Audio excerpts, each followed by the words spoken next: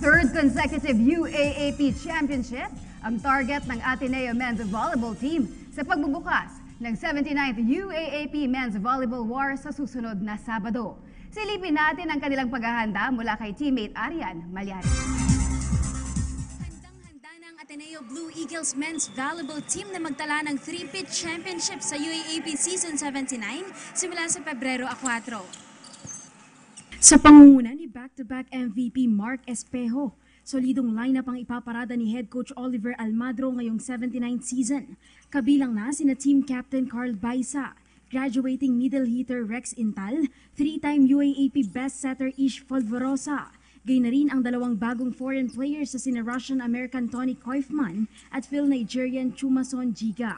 Sa katunayan, bago magbukas ang liga sa Sabado ay isang linggong nag-training sa Thailand ang Blue Eagles. Gusto lang talaga namin manalo, tapos kailangan namin mahalin yung isa't isa, and dapat kailangan namin trabahuin kung ano yung kailangan namin kunin. So siguro kailangan talaga namin magtulungan para mawala yung pressure na binipit-pit namin. Ibang gameplay, iba doon talaga sa Thailand. It's one of the powerhouse countries sa Southeast Asia, and marami kami natutunan. Siyempre, the players were tall and yung iba playing style nila, and gagamitin namin yun heading into season 7. Kailangan lang namin ituloy-tuloy yung mga ginagawa namin kasi transitioning from last season's team sa ngayon, okay naman, we're doing good. So, I think we're ready.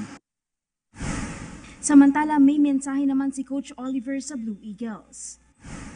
I always tell you na the keys to three-peat is how much we want it, how much we love each other, and how well we are preparing for this three-peat goal.